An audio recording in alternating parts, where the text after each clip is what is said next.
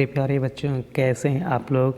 आज आप लोगों के सामने हम क्लास 12 के बायोलॉजी के कुछ इंपॉर्टेंट क्वेश्चन को लेकर के आए हैं, जो कि आपका 5वां चैप्टर है वंशागति एवं विविधता के सिद्धांत। ठीक है, तो देखिए आपको देखना है, समझना है क्या कह रहा है। पहला प्रश्न देखिए आपका है मेंडल। ठीक है, मेंडल ने अपने प्रयोगों में सफल हुए क्यों? क्योंकि उसने तो चयन किया था किसका? मटर का पौधा का। ए नंबर आपका बिल्कुल ही सही हो जाएगा। ठीक है, उसी प्रकार से देखिए आपका दूसरा प्रश्न आता है, क्या कह रहा है। ठीक है, मेलेनिन, ठीक है, रंग द्रव्य की अनुपस्थिति में दशा उत्पन्न होती है। तो मेलेनिन रंग द्रव्य की अनुपस्थिति में दशा उत्पन्न होती है। अनुपस्थिति में दशा उत्पन्न होती है कैसी?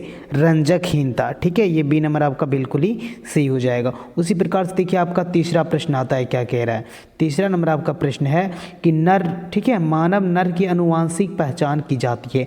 तो मानव नर की जो अनुवांशिक पहचान की जाती है, ये डी नंबर आपका बिल्कुल सही होगा, लिंग गुणसूत्र के द्वारा। ठीक है, उसी प्रकार से देखिए आपका चौथा प्रश्न क्या है।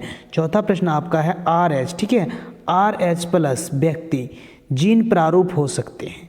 जीन प्रारूप हो सकते हैं, तो ये आपका सही आंसर हो जाएगा।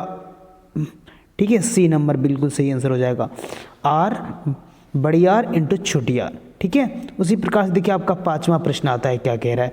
मेंडल के सिद्धांत को दोहराने वाले वैज्ञानिक कौन थे? मेंडल के सिद्धांत को दोहराने वाले वैज्ञानिक कौन थे? ठीक है, बहुत इंपॉर्टेंट प्रश्न है। तो मेंडल के सिद्धांत को दोहराने वाले वैज्ञानिक सी नंबर हो गोडीब्रिज और कोरेंस एवं सेरमार्क। ठीक है, ये वैज्ञानिक थे। उसके बाद देखिए आपका नेक्स्ट प्रश्न आता है, छठा नंबर क्या कह रहा है। ठीक है, छठा नंबर आपका प्रश्न है जब पीढ़ी F2, ठीक है, जब F2 पीढ़ी में जीनोटाइप एवं फिनोटाइप एवं जीनोटाइप दोनों का अनुपात 1:2:1 हो तो इस प्रकार की स्थिति को क्या कहते हैं? तो इस प्रकार की स्थिति को अपूर्ण प्रभाविता, यानी डी नंबर आपका बिल्कुल ही सही होगा।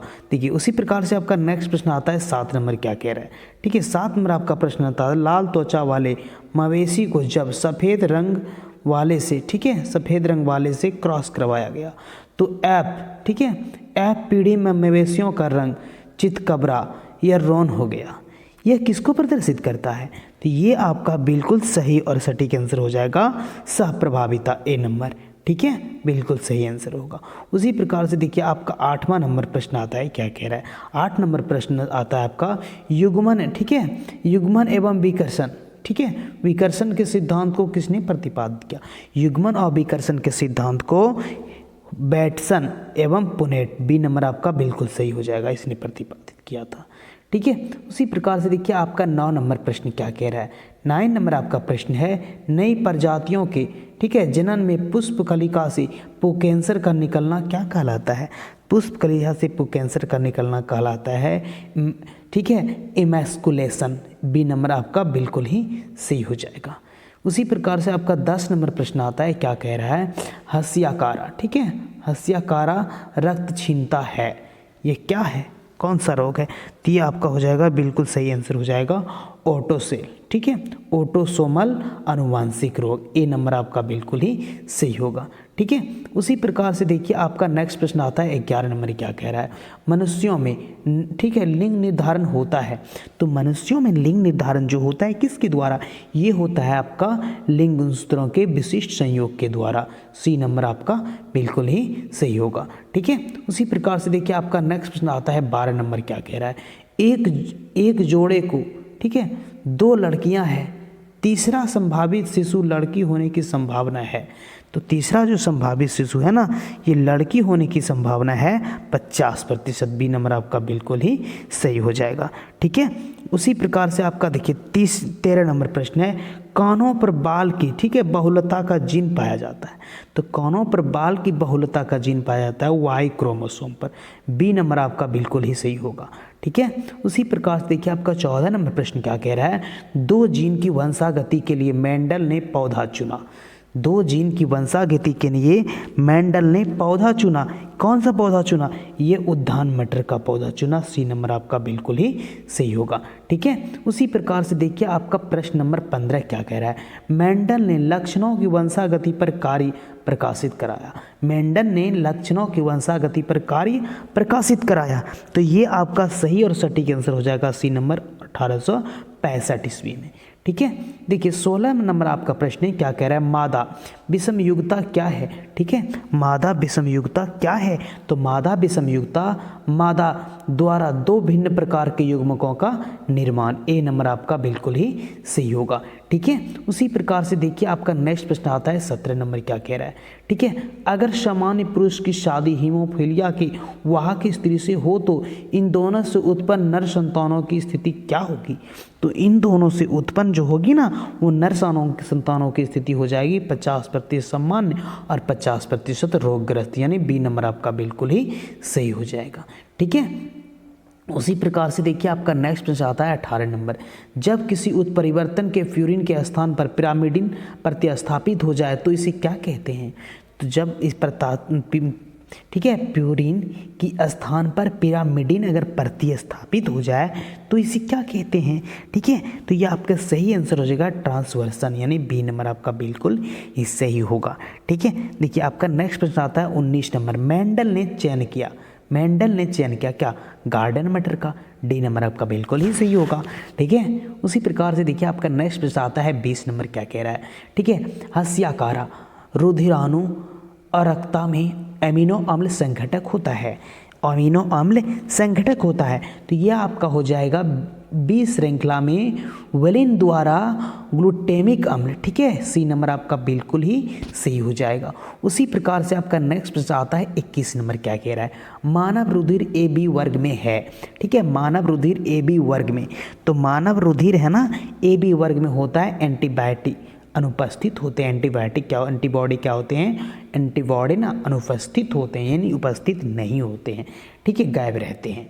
उसी प्रकार से देखिए आपका नेक्स्ट प्रश्न आता है 22 नंबर, क्या कह रहा है, एक जीन का जोड़ा दूसरे जीन के जोड़े के प्रभाव को रोकता है जिसे कहते हैं। तो एक जीन का जोड़ा दूसरे जीन के प्रभाव को, जो जोड़ने के प्रभाव को, ठीक है, जोड़ने के प्रभाव को रोकता है, तो इसे क्या कहते हैं। तो इसे कहा जाता है एपिस्टेसिस, यानी सी नंबर आपका बिल्कुल ही सही हो जाएगा।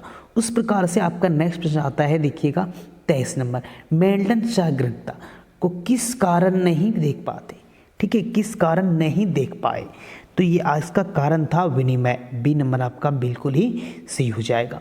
उसी प्रकार से आपका नेक्स्ट प्रश्न आता है 24 नंबर, क्या कह रहा है। ठीक है, जीन विनिमय किस अवस्था में होता है। तो जीन विनिमय किस अवस्था में, यह पैकेटिन की अवस्था में। बी नंबर आपका बिल्कुल ही सही होगा।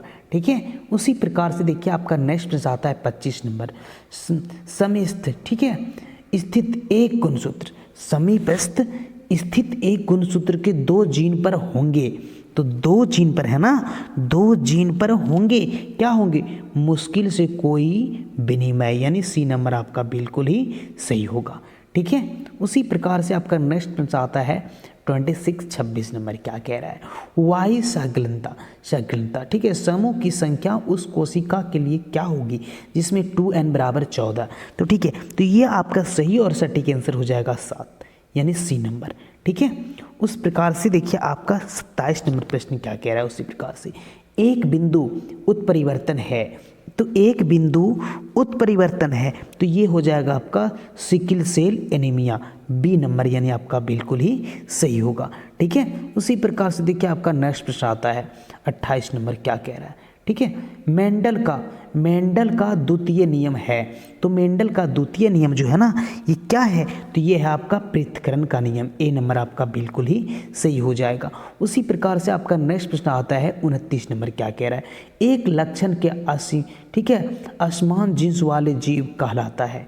तो एक लक्षण का असमान वाले जीव जो कहलाते हैं ना, वो आपका हो जाएगा विषम जात। बी नंबर आपका बिल्कुल ही सही होगा। ठीक है, नेक्स्ट प्रश्न आता है आपका 30 नंबर, क्या कह रहा है, मेंडल के नियमों को मान्यता दिलाई। ठीक है, तो मेंडल के नियमों को मान्यता दिलाई कोरेंस, सेरमैक, डी व्रिच, यानी सभी ने। डी नंबर आपका बिल्कुल ही सही होगा। उसी प्रकार से आपका नेक्स्ट प्रश्न आता है, देखिएगा 31 नंबर, जब F1 पौधे, ठीक है, लंबेपन के लिए विषम युग्मीज को स्वपरागित कराया गया तो E2 पीढ़ी, दूसरी पीढ़ी में दोनों लंबे एवं बौने पौधे उत्पन्न हुए। यह ठीक है सिद्धांत को सिद्ध करता है। यह सिद्धांत है ना, यह सिद्धांत को सिद्ध करता है। तो सी नंबर आपका बिल्कुल सही होगा, पृथक्करण का नियम। उसी प्रकार से आपका नेक्स्ट प्रश्न आता है 32 नंबर। क्या कह रहा है देखिए, मेंडल ने प्रस्तावित किया था। तो मेंडल है ना, मेंडल ने प्रस्तावित किया था किसको, तो मेंडल ने प्रस्तावित, इनमें से कोई नहीं है, वही हो जाएगा डी नंबर आपका बिल्कुल सही और सटीक आंसर। ठीक है, आपका 33 नंबर प्रश्न आता है। क्या कह रहा है कि F1 पीढ़ी के संस्करण पौधे को जब समयुग्मजी अप्रभावी जनक से क्रॉस कराया जाता है तो इसे क्या कहते हैं, तो इसे क्या कहते हैं। ठीक है, तो ये आपका सही और सटीक आंसर हो जाएगा टेस्ट क्रॉस, बी नंबर। ठीक है, उसी प्रकार से आपका नेक्स्ट प्रश्न आता है 34 नंबर। मेंडल ने एक शुद्ध बैगनी फूल वाले मटर के पौधे को जब सूही पौधे को क्रॉस कराया तो पहली पीढ़ी में, ठीक है, कैसे पौधे मिले थे, तो पहली पीढ़ी में जो पौधे मिले थे ना, ये सभी बैगनी फल वाले पौधे मिले थे। ए नंबर यानी आपका बिल्कुल ही सही हो जाएगा। ठीक है, उसी प्रकार से आपका नेक्स्ट आता है 35 नंबर। क्या कह रहा है, वर्णदता, ठीक है, में रोगी पहचान नहीं पाता है। तो वर्णदता बीमारी में रोगी क्या नहीं पहचान पाता है, तो इसमें आप लाल और हरे रंग को नहीं पहचान पाते हैं। ठीक है, लाल तथा हरे रंग। उसी प्रकार से आपका नेक्स्ट प्रश्न आता है 36 नंबर। देखिए क्या कह रहा है 36 नंबर, द्विशंकर, ठीक है, द्विशंकर क्रॉस में अनुलक्षणी यानी फिनोटाइपिक अनुपात होता है। तो ये सही और सटीक आंसर हो जाएगा आपका डी नंबर, 9:3:3:1। डी नंबर आपका बिल्कुल ही सही हो जाएगा। ठीक है, उसी प्रकार से आपका नेक्स्ट प्रश्न आता है 37 नंबर। निम्नलिखित में कौन सूक्ष्म उत्परिवर्तन है, तो निम्नलिखित में कौन सूक्ष्म उत्परिवर्तन है। ठीक है, तो ये आपका हो जाएगा कोई नहीं इसमें से। उसी प्रकार से आपका 38 नंबर प्रश्न आता है। क्या कह रहा है, ये आपका है ना अनुवांशिकी के लक्षण है, तो ये लक्षण है मेंडल के, सी नंबर आपका बिल्कुल ही सही होगा। ठीक है, 39 नंबर आपका प्रश्न आता है बच्चों में, ठीक है, मंगोलिज्म या डाउन सिंड्रोम होने का क्या कारण है। तो बच्चों में मंगोलिज्म या डाउन सिंड्रोम होने का जो कारण है ना, तो ये कारण है आपका हो जाएगा ट्राइसोमी, यानी सी नंबर आपका बिल्कुल ही सही हो जाएगा। उस प्रकार से आपका 40 नंबर प्रश्न है। क्या कह रहा है, किसी परिवार की अनेक पीढ़ियों के लक्षणों का विश्लेषण क्या कहलाता है। किसी परिवार की अनेक पीढ़ियों के लक्षणों का है ना, ये विश्लेषण है ना, ये क्या कहलाता है, ये कहलाता है वंशावली विश्लेषण। ठीक है, वंशावली विश्लेषण। तब अब हम आप लोगों के साथ अगले नेक्स्ट वीडियो में मिलेंगे 41 प्रश्न के साथ। ठीक है।